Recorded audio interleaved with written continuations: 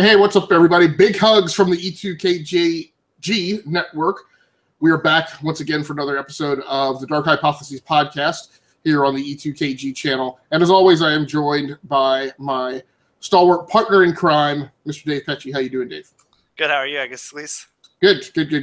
So tonight is a little less experimental than my podcast was last night, where I did enough to keep going, but still a little experimental. So I'm using a new camera, the Sony A6000. My one thing is I didn't buy the external power supply, so I'm running on battery power on the camera. So we got through an hour episode last night, and I had like 39% battery left, but I'm still highly nervous because I cannot see the battery meter. So that I'm just the type of person that always bothers. So, but hopefully we will get through things tonight. We are coming off our most highly viewed episode ever, so thanks so much. Thanks, number one, to Mr. Malazzi, who definitely helps by retweeting our shows and getting the word out to his thousands of followers. But by the same token, thanks so much for people who actually tune in and watch the show and turn their other Dark Matter fan friends onto it. Now, Dave and I were left with a conundrum when last week's episode turned out to be the most highly viewed because last episode we went completely unscripted and I was exhausted. I'm on about the same amount of sleep now, but for some reason my energy level is not that bad. So I was left with, wow, do we go unscripted again? So we're going to try and find a middle ground this time. We're going, I guess what you might call partially scripted. So we've kind of picked out our top. So rather than doing a full, complete chronological rundown of the entire episode, we are kind of doing, we've kind of picked out a pretty decent volume of our top 5 to 10 scenes or so to talk through in the episode. And then we'll kind of come back with some commentary on the episode overall. The one thing I will comment on before I hand it over to you, Dave, while I get the social media stuff out, is one thing about this episode is, again, I continue to talk about what was apparently a larger budget for this episode, for this season. Wow. The production quality in this season was really great. I wound up viewing it on and so I view the episodes via my Amazon Prime account and wound up viewing it on a 4K monitor tonight. I don't think the video stream was in 4K, but still it looked gorgeous. The Raza looked better than ever. The GA ships. That is great. I know. I totally noticed it. Yeah, absolutely. So, Dave, I will hand it over to you so you can kind of give the summary of your feelings of the episode without getting into all the details while I get the social media out. So take it away, Dave. What a tearjerker this episode. Just scenes about the android and, feeling like she's a second and insignificant, and time again, it's like every single moment, it's just like you're valuable. You're a part of this team, even in the past, and I kind of get emotional sometimes when I see these super emotional things, and I love it about Dark Matter. And, and I just got a little watery in the eyes when I hear that, those very close moments. And it's the whole episode. It's just like this reunion that's going on between characters and friendship, and and still including some mysteries, and it's just great. And like we were talking about earlier, great fight sequences and visuals going on. And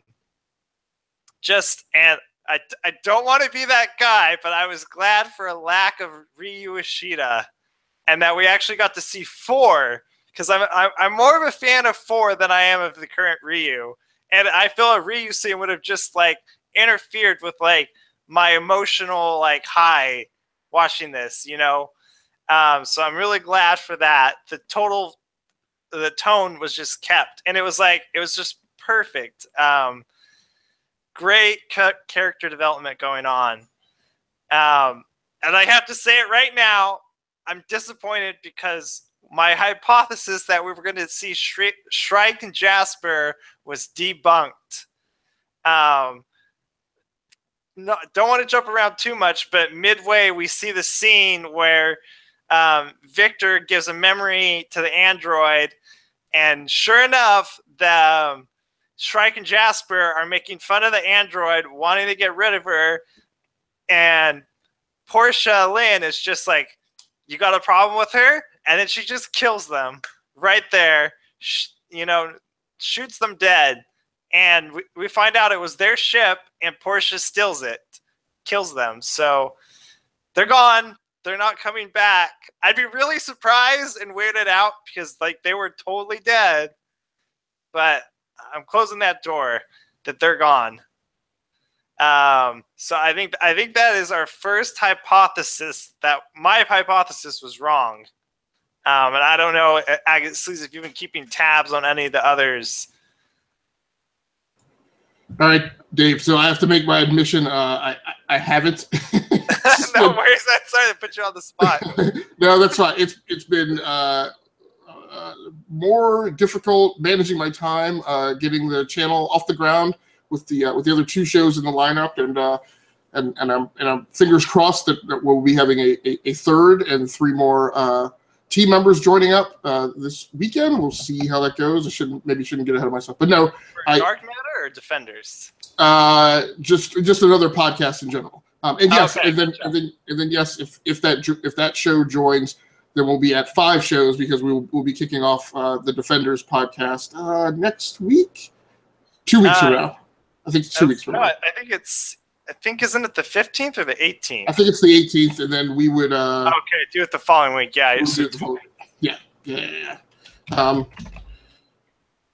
So no, I haven't been keeping track as much. We'll probably do something at the end of the season, so we will wrap back around and figure out the different conspiracy theories that we pitched, and kind of see how well our assessments went. Yeah. I don't have any hypotheses for this episode, and I think I might have pitched one last week. Or was it you? I think you will. Or maybe we decided not to have any hypotheses last week. I think you will. Once we get into the discussion, I think it'll be hard not to have some hypotheses from this week, given the episode's ending. Okay. So I'll be ready in 1 second here. Right. So the show opens with a scene on the mess decks with Android revealing that her robot friends, as 3 referred to them, which I thought was hilarious, contacted her at the end of last episode, episode 9. Isn't that a paradox? So the time travel episode, which kind of sets up the tale for episode 10, Built Not Born. And so we have some neat scenes of the android and her quirky personality.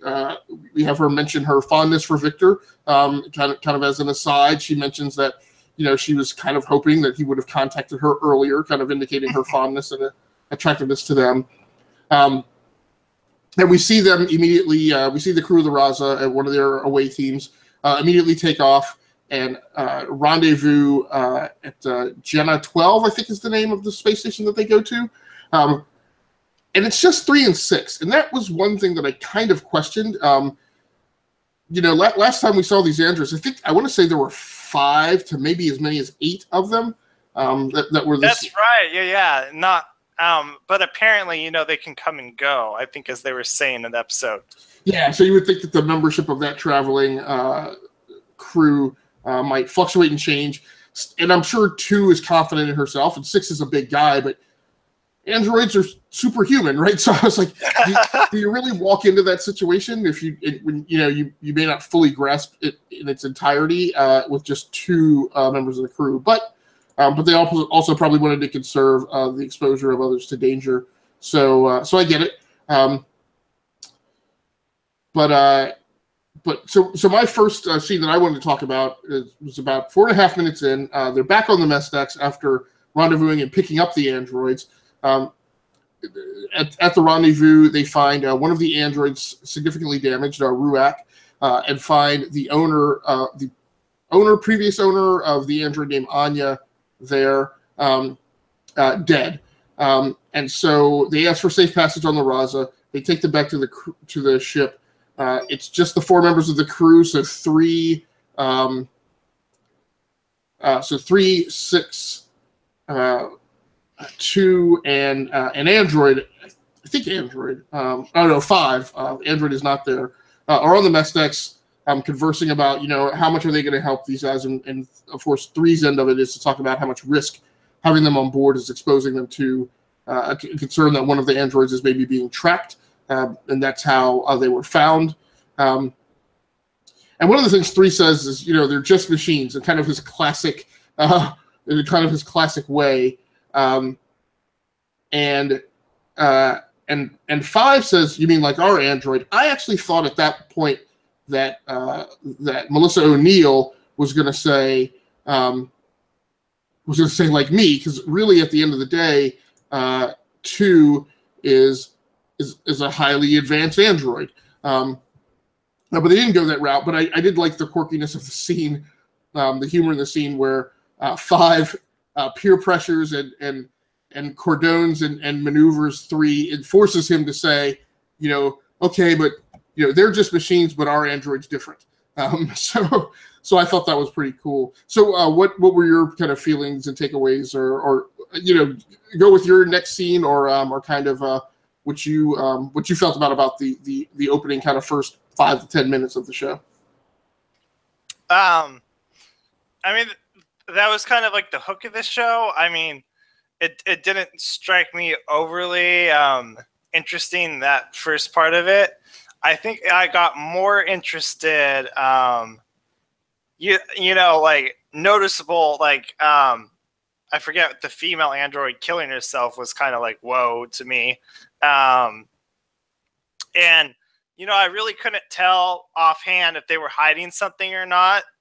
To the very end of the episode, I kind of thought, yeah, I just think Marcus is a bit paranoid. So I wasn't interested, I didn't really have a lot to talk about, like, personally, until they got onto the station. And that's when I feel like there was a lot of interesting things going on.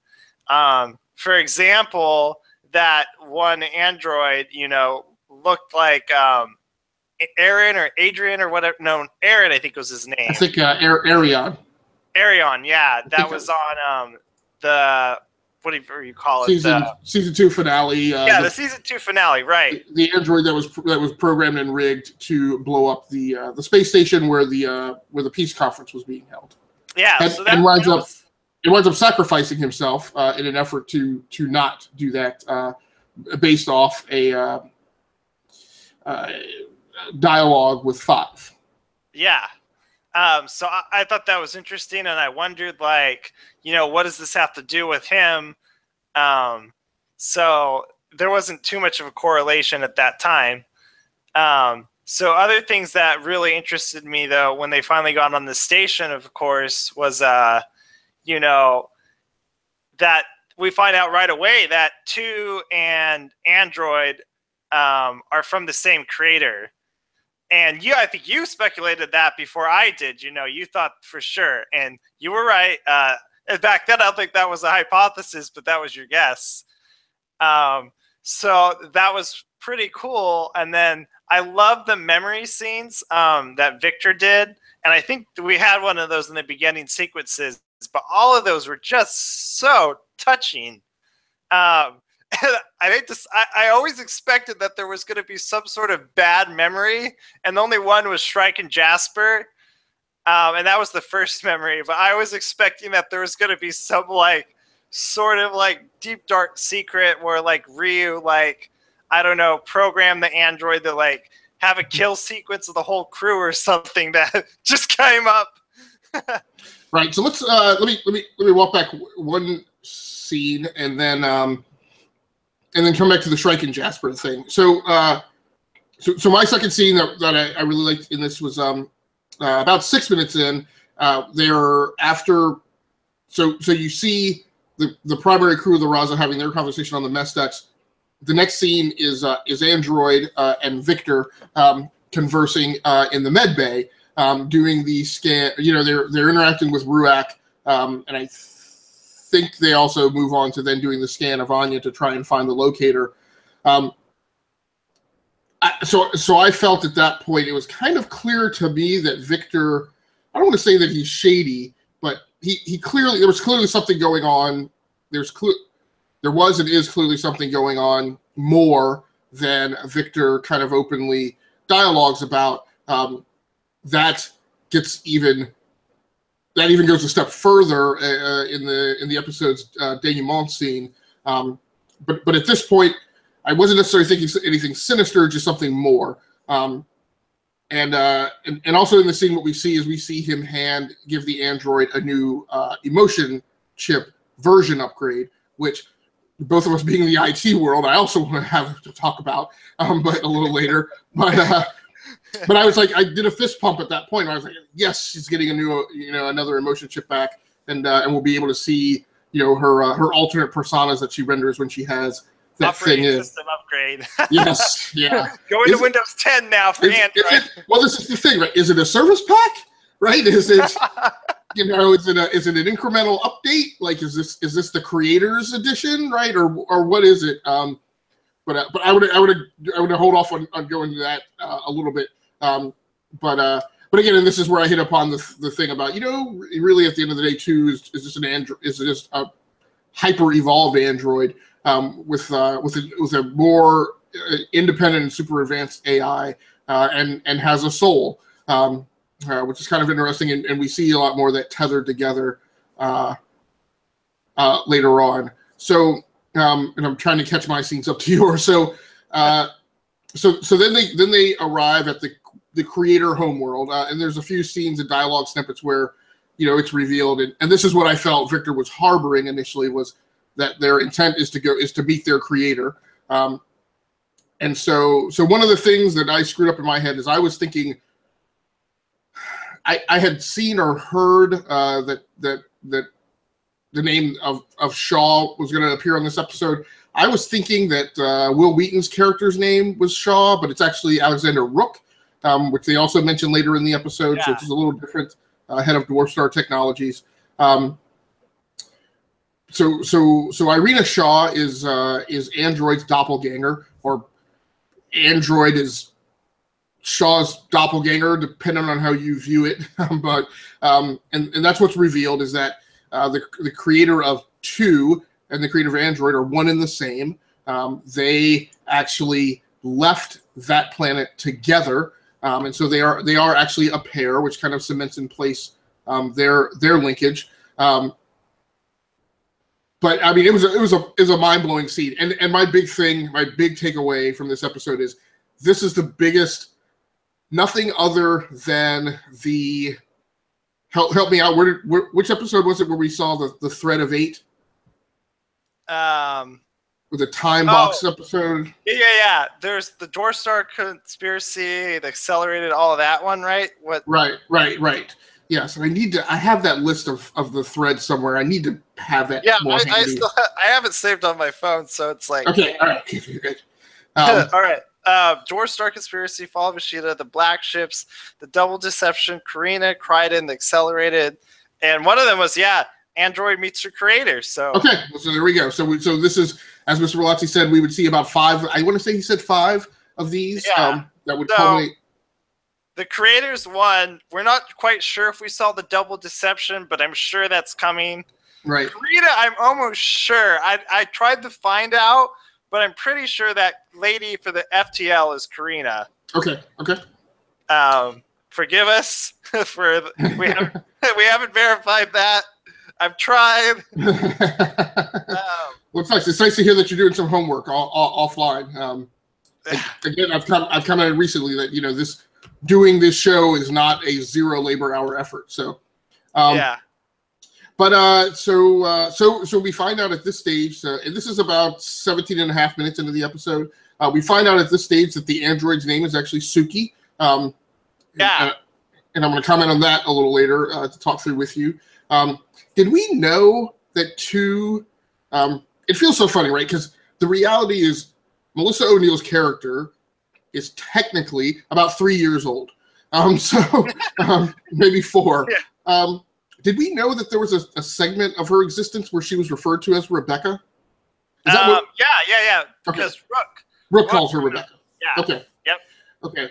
And then I had a few other questions that got generated as this whole scene unfolded, and we met Chase, the caretaker. And I was like, is the caretaker somehow linked to Wheaton? And I was wondering if that's how he knew too, but of course we get that cleared up a little bit later.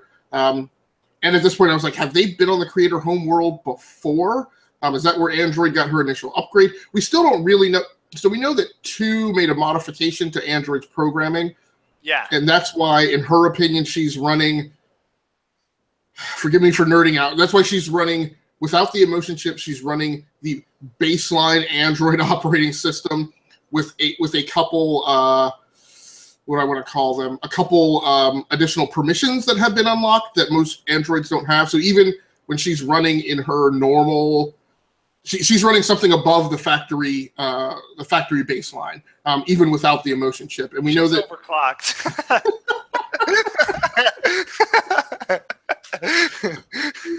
That's awesome. Yeah. So we know that just without the emotion chip, she's something above the norm. Yeah. Yeah. So and then you confirmed that this is one of the threads of 8. That was one of the questions I wrote down. Actually, technically, we're into my 4th scene. So I'm ready to talk about the point where Android leaves. Did you have a scene in between there, or your scenes after that? The point when Android leaves the ship, is that what you're talking about? Leaves the team on the ground because she reacts badly to seeing Irina Shaw. Yeah, and I think I kind of covered that in my intro, just that it was very tear-jerking, the scenes. You know, you have 6. You pretty much have everybody in this whole episode that's a part of the current Raza kind of validate her existence.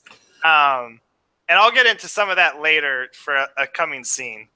Right. So now I'm about halfway through the episode. This is about 22 and a half minutes in. We get the creator reveal. And did I already say this was the most mind-blowing episode ever?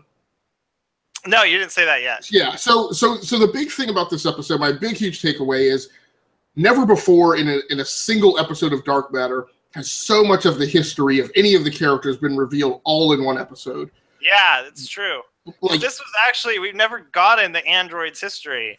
Right. So it definitely in this meaty part of the episode, like every 2 minutes, I'm like, whoa, what? Like that happened? So that's what's been going on? I'm like, wow. And it's amazing to me that this is so this could have been a season finale, or at least the second to last episode. We still have 3 episodes to go. So if you think about it and you consider the type of orchestra conductor that Joseph Malozzi is, like I think that we know that the next 3 episodes will be just as big and breathtaking more. And I'm like, how is he going to top this episode, right? Which admittedly was mostly a talking heads episode, right? It's a heavy dialogue episode with not a ton of action. I don't think there's maybe like 2 seconds of hand-to-hand combat, if you really want to call it that. But I'm so stoked for these last 3 episodes because of what this episode was. The other thing that I'm starting to think now is that we're not going to see the end of the war during this season.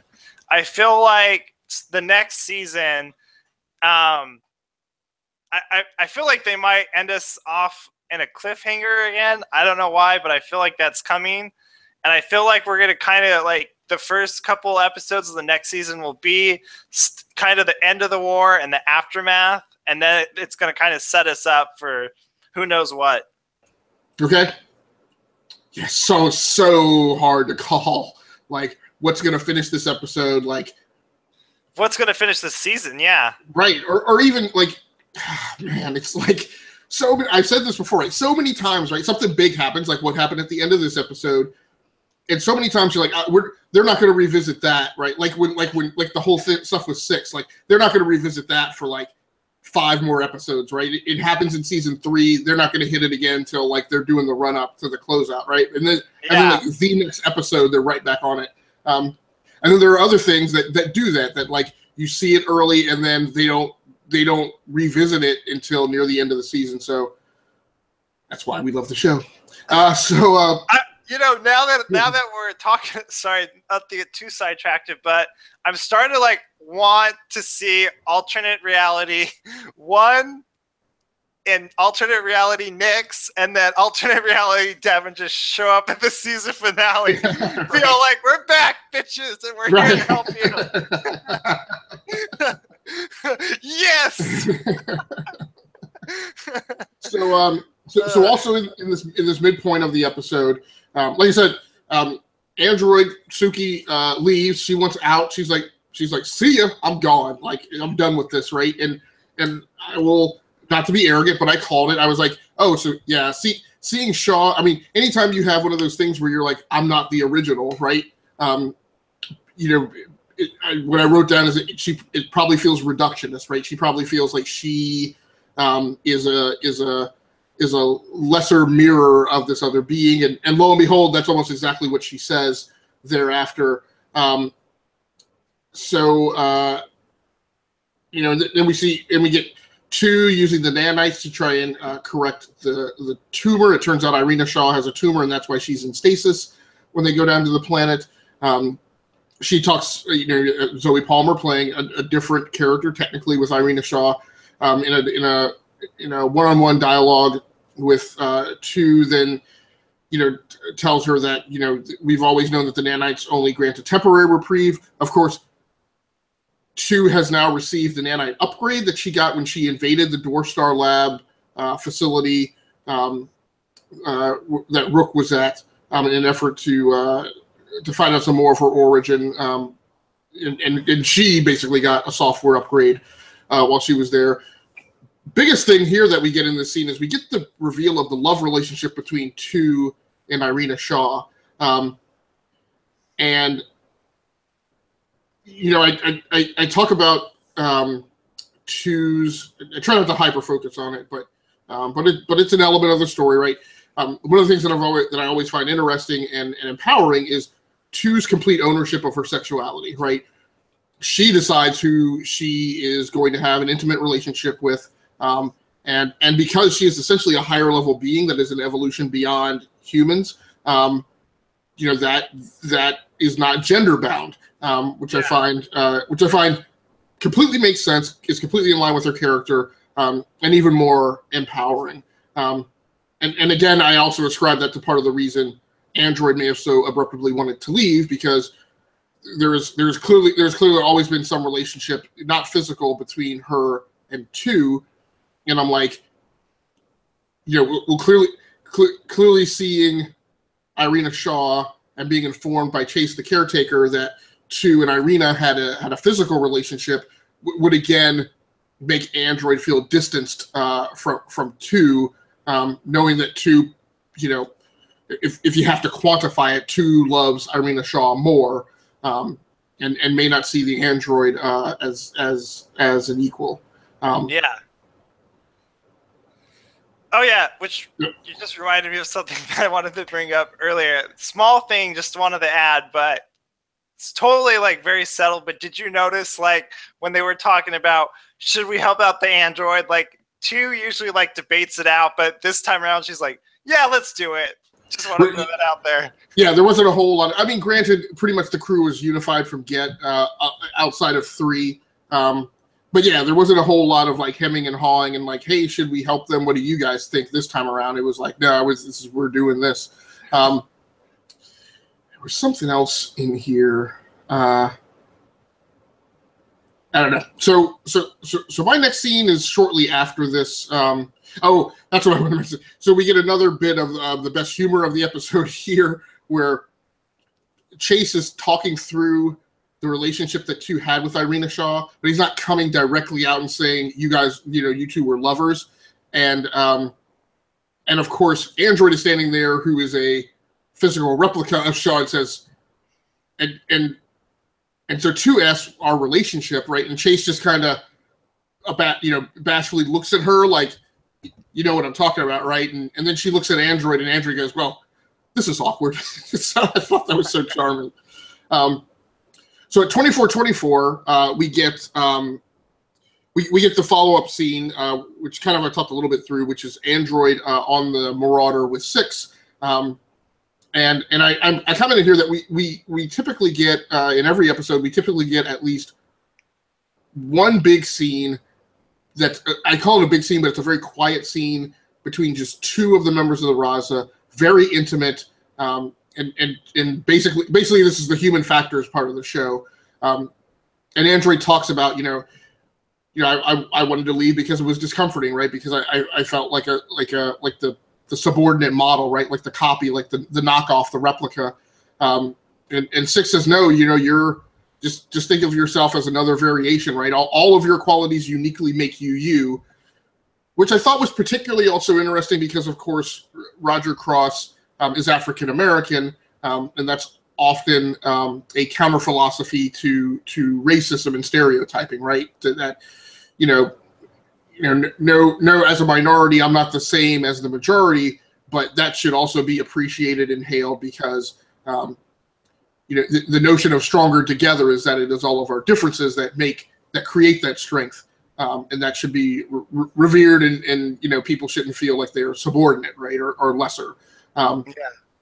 So I thought that was an interesting linkage between those 2 characters. One of the things that mostly got me in this episode was when Chase, the caretaker, shows up and calls the android Suki. I immediately started referring to her as Suki, and my show notes, like, it says android Suki, right, for the rest of the time. I staunchly refuse to call the crew of the Raza by their real names. I insist on calling them by their numeric designations because I feel like that's who they are. Right, because there's a difference between their past selves and their current selves. Right. But it's hard for Android. Well, no, she had a reset too, so she's Android now. Yes, and probably allegorically, right, in Malazzi's creative process, it wouldn't surprise me if that reset was done to again make her more and more akin to the crew. Yeah. But for me, Android is Suki. I'm probably going to call her that from now on, because I guess I've always been wanting her to be named. For a long time, I was on the trip of she should just be called 7, right, or 0. That I kind of didn't like the emotional effect of her being referred to as Android because I wanted to see more branding around her integration with the crew. But I like Suki. So does that seem weird to you that while I staunchly insist on calling them the others by their numbers, that I immediately flipped the script and started calling her Suki? No, I mean, it makes sense because, from a personal note, it's kind of like you feel she was she's been discriminated against because she's non-human, and you personally want to validate her. So that's your way of doing it. Nice insight, dude. You get the gold star for the episode, man. So I actually don't have anything, none of my scenes that I picked I have no more scenes until the ending. So were there other things between? Go ahead. So I think I was more of a later episode guy than you. I took away the scene where, like, I loved it. I was just emotional at the screen where 5 just choosing to Chase about she needs that emotional chip, and 5 is like, what? And then she's like, she's just perfect the way she is. We love her the way she is. She's our friend. She's not going to be joining you guys. And he just hangs up the phone. And I'm like, yes, you go 5. You tell him. So tell me where you think that was driven from, because I've never seen 5 have there's never been a problem with her when Android was using the old emotion chip. And there could have been little nuances in the character development, right? If her flipping to the emotion chip made 5 feel like she was a different person, there could have been little things like 5 acting uncomfortable when Android was using the emotion chip around her or something like that. But I haven't seen that. So where where do you think the character motivation for that was from in your analysis? I think that she didn't like that they were forcing it on her. If anything, it should be Android's choice. Android, do you want to be your basic borderline self, or do you want this enhancement? You know? And she's like, because we like you just the way you are, you know? Right. And they're just kind of welcoming her. And, you know, I really relate to, like, the Dark Matter crew, because in a sense, it reminds me of my friendship group growing up, you know? Mm-hmm. How we're kind of a bunch of a ragtag people, and we accept that we are a ragtag group of friends, and we welcome, you know, anybody that's different. Okay. Now, so I did like Chase's pushback on her, though, as harsh as it was. You know, and Chase's pushback on her was, you know, with all due respect, who cares what you think, right? It's Android's choice, right? It's not up for you guys to decide whether she gets this emotion chip or not. And so that was a scene that I walked away from torn, because I felt like Chase was right. I kind of didn't fully understand where Five's reaction was coming from. And I get that sometimes people have an emotional reaction to change, particularly with other people and people that they're friends with. I feel like that interchange wasn't resolved. And it left me torn on who was really in the right. They were both right from a certain perspective. Yeah. But it kind of doesn't matter, because I think she has the emotion chip that Victor gave her. I think she just chose not to use it. Yeah. I assume she still has it. So, yeah. So what else? Anything else you got before the closeout of the episode? So let's see. I'm trying to think what other scenes were in there that kind of intrigued me. You know, I think it was interesting with the whole. Oh, that reminds me, the Shaw scene, giving her the thing about Shaw gives too, kind of like the backdoor card into Dwarf Star, and I'm like, ooh, and we know Dwarf Star conspiracy is coming up. You're like, ooh, you know something's coming. And you know that they're not done with Rook yet, you know, because he's still after them. So eventually they gotta like just get rid of like Dwarf Star, you know, completely. Right, and I want to say that we've seen previews or indications, and we know he's coming back this season. So it's interesting that it'll be in the last 3 shows. I thought that he was coming back this episode, but as much as I love her to death, we all know that 2 cannot take a tactical advantage card over any sworn enemy and not take off to kill them. So we know what's coming, right? Yeah. So I guess before we talk about the final closeout episode scene, I want to talk a little bit about the Jasper and Shrike scene on the mess deck on the Raza, in a flashback scene when Victor is accessing Android's memories, which have we're not wiped. Again, in a completely perfect analog to the rest of the crew of the Raza, she still has them, but they've been scrambled somehow and are not directly accessible. We see 2 people on the ship, and as you mentioned, we see 2 then take them out. How did you know they were Jasper and Shrike? Because it's not mentioned in the episode. Right. I'm just assuming it because I think there was a reference by Sarah, like something bad happened on the ship. And I believe those were the only 2 other people on the ship that were unaccounted for. Right. So it's very... And it's 2 guys, too. You know, yeah. I mean, it was never inferred that Jasper and Shrike were 2 guys. Right. But I'm just making... I think there was some connections there, even if it wasn't directly applied. Right. It's very interesting, right, how Meloti has crafted this, because it's a big deal to pull off a scene like that and never verbalize, right? Never have the exposition on screen that informs you that that's who those 2 characters are. Now, I only know that was them because I caught a spoiler in the tweet, which is one of the risks when Mr. Meloti follows you and you follow him back, and then you see his Twitter stream right in your feed. So there was a comment from him. I think it was something to the effect when this episode aired, where he said, "Well, so now we know what happened to Jasper and Shrike, right?" Portia, so before I even said it. Well, right. And he was like, "Well, Portia Lynn happened to them." But it's very, I wonder what the emotional and the cognitive range that people pass through when they saw that, and you're like, was that Jasper and Shrike? I don't really know. Do I go look that up, or do I just leave it a mystery? So I thought that was very interesting. So let's go ahead and roll to the last scene. We're about 40 minutes in now.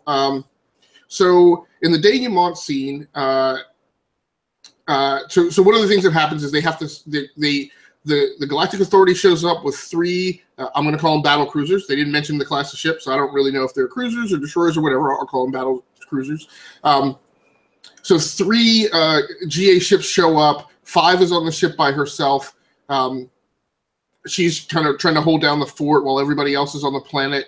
And it turns out that they have to split up because they are transferring Sarah's database consciousness into an android body, and they're in the middle of the procedure. So they can't just leave, and the GA is bombarding the planet. But I guess that so Chase and Irina Shaw have a ship outfitted in some subterranean level that I guess has the facilities to complete transferring and reviving Sarah. So they have to go and take that ship, and the crew of the Raza obviously has to go to the Raza. It's a very emotional sequence for 3 because he's worried, I'm sure, that he's never going to see her again, or that her consciousness is going to be destroyed. So that vessel takes off, and we get a closing scene between Victor, Chase, Irina Shaw. And Chase, we haven't verbalized it. Chase is the caretaker who was taking care of Irina Shaw in stasis on the Creator's homeworld inside this facility called Sanctuary. So in this closing scene, you have Victor, Chase, Irina Shaw, and Sarah. So 3 androids and their creator. And Sarah wakes up, and I think it's Irina Shaw who says something about I hope you're up for this, or I hope you're ready, or whatever. And Sarah says, well, why? And Victor goes, because you're going to help us. At that point, they do a flashback scene to what actually happened on Jenna 12 before the crew of the Raza showed up. You kind of assume, given the way they play it the first time, that Ruach tried to grab so Anya's previous owner pulled a gun on Victor. Ruach tried to sneak up behind him and grab the gun. You heard 2 shots go off, but they flashed the camera away from focusing on the 4 people there. And so it happens off scene. You assume that the guy shot Ruach, but Ruach was able to get the gun and shoot him back. But the reality is he shot Ruach and damaged him, and then Victor came up behind him and snapped his neck. So this is really what I was feeling. This is what was setting my spidey sense off earlier in the episode when I felt like there's something going on with Victor. Something's not on the up and up. So we talked about you didn't have a hypothesis. What's yours then? So it's my list of questions, right, of possibilities, right? Is Victor planning on leading an android revolt? Who's that going to bring him into conflict with? The people who won't agree. Could that bring him into conflict with Suki? Will it bring him into conflict with 2?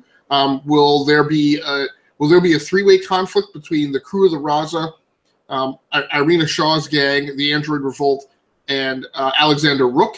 How is 5 going to feel about it? Is that going to bring up a conflict between 5 and Suki, depending on who Suki lines up with? So I guess my big thing about that big reveal is it creates this whole microcosm of a war within the larger corporate war that's going on. We still have the thing with the United Liberated Colonies who joined with the Ishida Empire. Yeah, so I guess my thing is this android revolt could become another faction in that conflict. Yeah. And the other big question it left me with is, so they did this as a flashback inside Victor's mind. Is Shaw lined up with Victor? Does she want an android revolt of the androids murdering, going to war with mankind and killing some of them in an effort to claim their own freedom? Is Chase, who again is the same model that Arion was, Arion was talked into sacrificing himself for the betterment for the safety of mankind. Could Chase be aligned with them, but will flip? I mean, so it just opened up a whole Pandora's box of potential questions. So I guess the last two things I want to talk about, and I definitely want to hear your dialogue on this. So what we asked ourselves to do was to write down our 5 favorite scenes or moments or whatever from this episode to kind of formulate the agenda. So we didn't do the full chronological walkthrough. Highly interesting to me that neither of us picked any scene to do with what I mentioned for the final scene. And I really just mentioned that to set up why Shaw, Victor, Chase, and Sarah were together in the end. Neither of us mentioned the Sarah subplot. Yeah. I mean, I don't know. I kind of it was interesting, but there was just things that were more interesting to me, and such a very interesting episode. Yeah. So it was almost so much that part of it kind of got completely overshadowed. Although it was kind of big, right? Yeah. I honestly thought that Sarah was gonna was evil all along, and she was gonna kill all of them. But it turns out she's just being swayed to go evil in a sense. Well, yeah, but that's another one of the questions, right? So we don't know how that's Sarah kind of go? Yeah, we don't know that. Yeah. Right. Could she become a sleeper? Will she align with them initially? But then when she's reunited with 3, there'll be a great I've been fooling you the whole time kind of. It's man, so hard to read the tea leaves on that. It's pretty amazing. And so the last thing I wanted to kind of IT geek out on was this notion of the upgrades. So what they kind of established in this episode is that Shaw has the ability to kind of seed upgrades amongst the androids that are deployed throughout the universe, that there are methods of her coding an update to the operating system, or at least the daughter card, the OS that rides on these daughter cards that they walk around in that, whether it's by physical, handing off to each other or whatever, she can essentially seed a new version of the baseline throughout the galaxy. It's very funny to me because they're androids, and obviously we're waiting on Android, Oreo or oatmeal cookie or whatever to drop this fall. And it feels like an analog to that, right? It feels like, hey, I'm going to seed the, version 8.2, right, of the operating system. But what I thought was really interesting is it creates this notion of version upgrades as an extensible concept beyond kind of what we see with the Data story in Star Trek: The Next Generation, which obviously there are ties to and homages to, but Data was a one-trick pony, right? He was either Data with no emotion, or we use Data on the emotion chip. There may have been a couple references to him improving the code, but it wasn't this, right? It wasn't this Android's model EC5 running baseline version 5.5 of the Android operating system.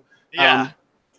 So it feels staunchly rooted in kind of an analog of what we see and do today, but portrayed in this in this reality. So I kind of wanted to, as a burgeoning IT guy yourself, I kind of wanted to get your feel and take on how that part of the framework maybe kind of skews your perspective of that overall plot. Yeah, I think it's interesting, the similarities about how the androids work to actually how a PC, a personal computer, works. And like you mentioned, the daughter boards are for hot swappable expansions, Um, so yeah, it's fascinating to me, and how that they're upgrading and they're, constantly, like the whole thing about how, like memory, the kind of the thing is like with the Android, it's like, RAM is non-volatile memory. And so it's like, it's super hard to completely get rid of anything off a hard drive. I mean, the best cybersecurity dude could probably bring up old stuff on there.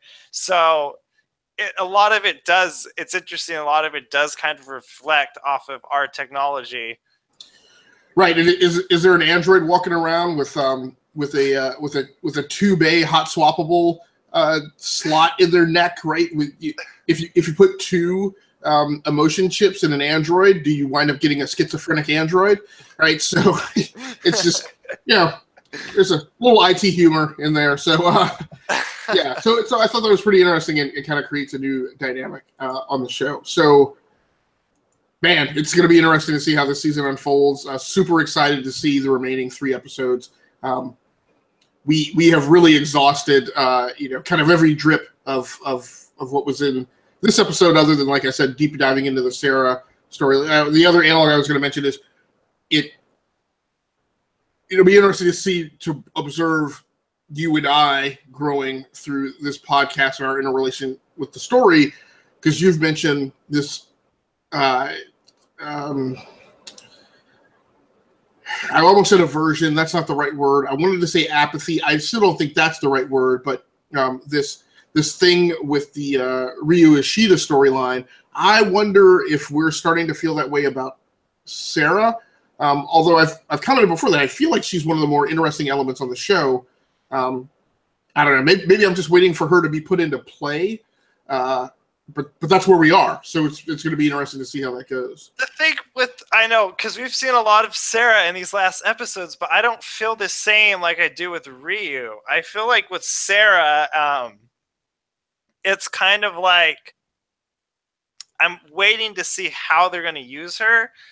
And she's just a part of Marcus, in every episode, And so I feel like if there's not any focus on Marcus, there's not a focus on Sarah. So I don't know. It's different, right? Because there are a lot of Sarah scenes. I guess, I don't know. I guess I'm biased. I like Sarah more for some reason than I do Ryu. Well, right, but then that's also the dichotomy that I'm calling out, right? For all the interest that we've claimed we feel about Sarah, she was not part of our rundown tonight. So I guess there is. She's not on my highest list of people like Ryu, that I want to see more of. Right. All right, Dave. Anything else that you want to cover as we prep to get out of here? That's it, man. All right. Well, thanks so much to everybody for joining in, or anybody who wanders by and happen. I didn't even bring up the. Oh, man. I'm gonna get in so much trouble if Mr. Malazzi dropped by and it's been sitting in chat. So nobody in chat right now. So